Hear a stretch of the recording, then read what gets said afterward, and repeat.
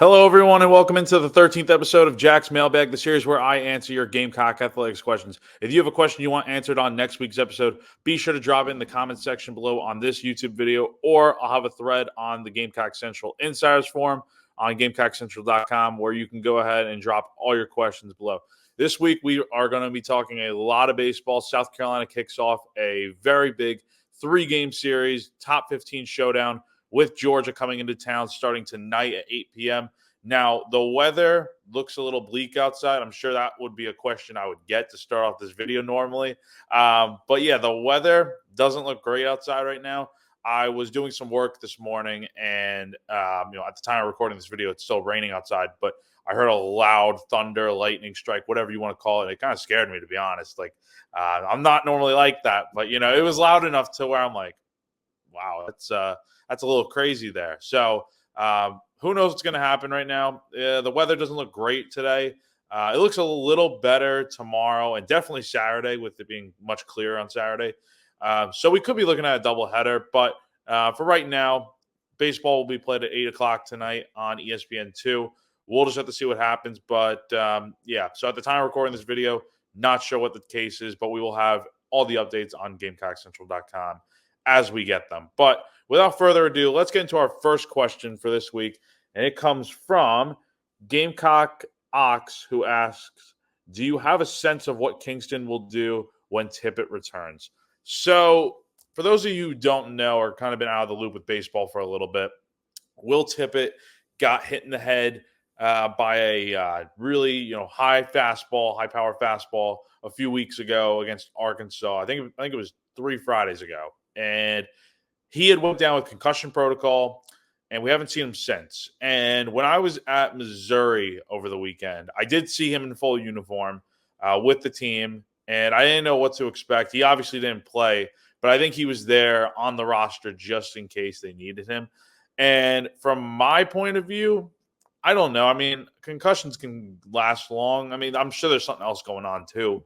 But I also think it's the fact that South Carolina's got something really good brewing right now with its offense and the defensive alignment. And I think you don't mess with that. You don't change it unless you have to, I think, is kind of what I'm getting at here. I think your infield alignment of Gavin Cassis at third, Talmadge LeCroy at short, Parker Noland at second, and Ethan Petrie at first really works well right now, especially offensively speaking. And LeCroy at short, which is where Tippett was all this season before he got hurt. LeCroy's doing a heck of a job over there defensively. He hasn't really made any bonehead mistakes or anything, or has looked terrible at the plate to where it's like, okay, it may be time to make a change. But I think for right now, when you're averaging more than 10 runs a game over your last 7, where you shift the lineup and make room for more offense to replace a little bit of the defense that you had, I think it works really well, and I don't see any reason to change it. Next question comes from Hampton Rhodes, who asks, what the heck is going on with the starting pitchers? This late in the season, this should have been worked out, but we are lucky if we get 3 innings out of Jones and Kimball. Thought SQ had snapped out of it, but then this past Sunday looked like he took a step back. Yeah, so the starting pitching this past weekend at Missouri did not cut it at all. None of your starters gave you any length at all, and they just didn't look good. Roman Kimball gave up 2 homers on Friday, or last Friday, I should say, in that first game. And luckily, South Carolina's offense and Ty Good are good enough to pick him up where he struggled. But then Saturday, Eli Jones, who really has seemed in a funk the last few weeks, didn't last long. He got hit around and exited his start early. And Mark Kingston had said to me after that game that he doesn't know what's really going on right now with him, but they're going to figure it out and sort it out. I asked him straight up, does it have anything to do with the fact that he is not starting on Fridays right now? And he said, no, absolutely not. But I do think and we'll get into the rotation for this weekend here shortly. I have a question about that. The fact that Jones is starting tomorrow on Friday against, in this weekend, I think really can help him get back to where he was before he got moved. And I think these next 2 weeks, with these series being Thursday through Saturday series, that will definitely help him out. But yeah, and then Dylan SQ, I thought he looked good in the first inning. I mean, obviously he did 9 pitches to get 3 outs. not a problem. It's just that second inning when he walks batters, that's where the issues start to come up. I mean, he had 4 walks, no strikeouts, guys, against Missouri. That's where the issues come up. Once you put someone on base, it becomes a little bit of an issue for him. And I think it also didn't help that start came on the road. I think he pitches a lot better at home, and I would expect him to start this weekend. I think he deserves another chance, another opportunity to prove that he is still that guy. And look, I mean, Kingston said it after his start as well. There's gonna be times where the offense is gonna have to pick up SQ, just like he picked up the offense in those 2 starts against Arkansas and Kentucky. He's still a very good pitcher, has very good stuff. It's just all year we've been talking about, okay, when he gets to the second time through the order, how's he going to fare? And if he walks batters, can he work around that? And we saw what that looked like on Sunday against Missouri. But I do expect him to bounce back. I think he's a very good pitcher. Just he needs to just command the zone a little better, I guess I would say. Next question comes from MSH1958. Is Tippett still out due to concussion, or is it the coach's decision not to play him since the injury? So kind of like I was saying before with the other Will Tippett question, we haven't seen him in a few weeks, and we didn't get any updates on how he's been doing lately or anything. Like I said before, I did see him suited up at Missouri, but he didn't play. I think it's, like I said, just the decision to play your best guys right now. And I think despite how well Will Tippett had been playing before the injury, or the concussion, I should say, the defense looks very sharp right now, and you do not mess with what's working. Next question comes from Washington Cock, who asks, what is your guess on the starting rotation for the Georgia series? Thank you, sir. So I went ahead and kind of answered this question on the Gamecock Central Insiders Forum, just because when I was planning to record this, I figured the starting rotation would already come out, and it did. It's going to be Roman Kimball, Eli Jones, TBA, same as usual. And my prediction would have been you start Ty Good on Thursday, which is today. And the reason I say that is because he definitely deserves to, and he's definitely pitched a lot better than Roman Kimball. However, I do understand that Kingston really likes Roman Kimball's stuff, and he knows he can only go 2 or 3 innings at this point.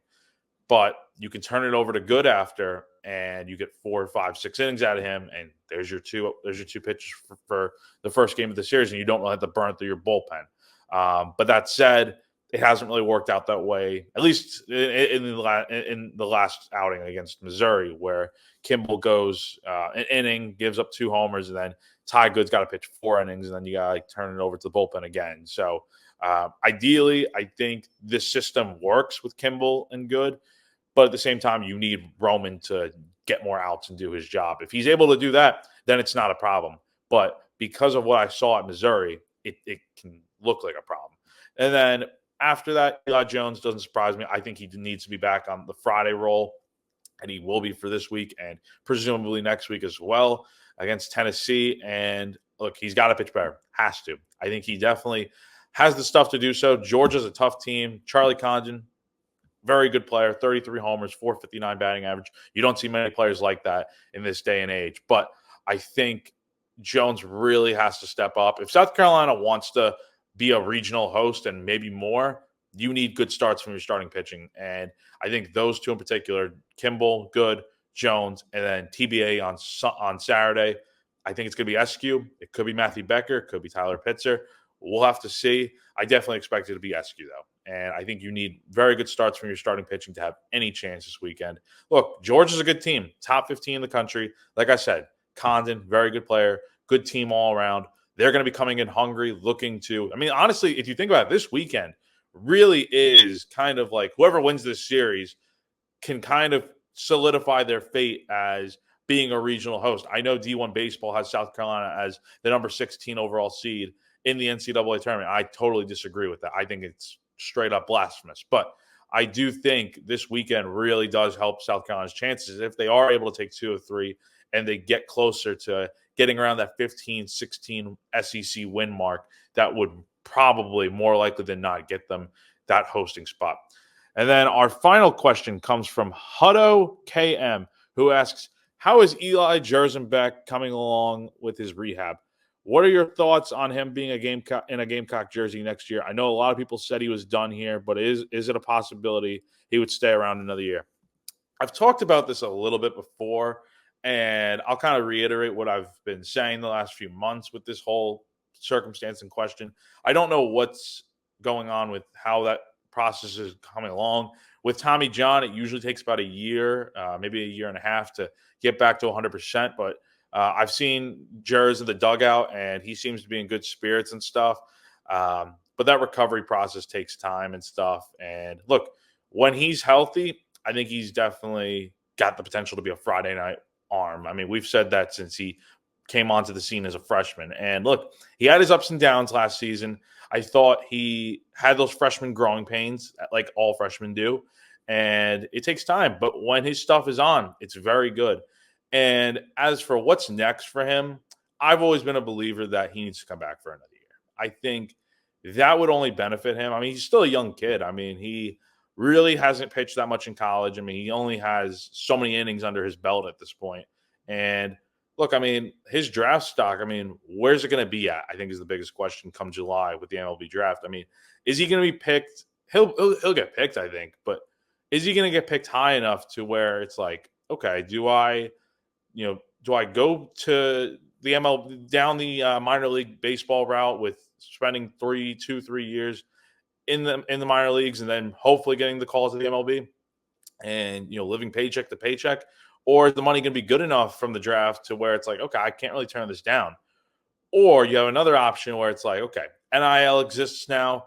I'm a pretty good pitcher. Maybe I should come back to school for another year, make some money while I'm here with endorsements and all that sort of stuff and NIL, and also be a part of a potential Omaha team and be in that weekend rotation. I think there's no doubt that Jersey would be considered right away to crack the weekend rotation for opening day next year. But we'll have to see what happens. That's just my 2 cents on it. Again, there are situations like it's like last year, for instance, when for instance, Kate Austin, South Carolina reliever from last season, definitely had the option to come back for another year, but he got picked, I believe it was like the 19th or 18th round by the New York Yankees in last year's draft. And, in some cases, the money's too good to turn down. And I totally understand that, go get what you're worth. But at the same time, like for a guy like Jers, who definitely has a lot to prove at the college level, I mean, he has the opportunity to be one of those weekend guys next year. So we'll have to see what happens with that. It's still some time to decide, but we'll find that out as the summer grows on. But that's going to do it for this week's episode of Jack's Mailbag. Like I said before, if you have any questions you want answered on next week's episode, be sure to drop a comment on this YouTube video, or I'll have a post on the Gamecock Central Insiders Forum where you can drop all your questions. Again, South Carolina begins a 3-game series with the Georgia Bulldogs starting tonight at 8 p.m. For right now, tentatively. We'll have to see what happens with the weather and all that, but fingers crossed it holds out. I really don't want to deal with another doubleheader. I've had so many of those this year, but we'll have to see what happens with that. But yeah, be sure to stay tuned to GamecockCentral.com for all your baseball updates this weekend. That's going to do it for me. For GamecockCentral.com, I'm Jack Veltri. Have a good weekend, guys.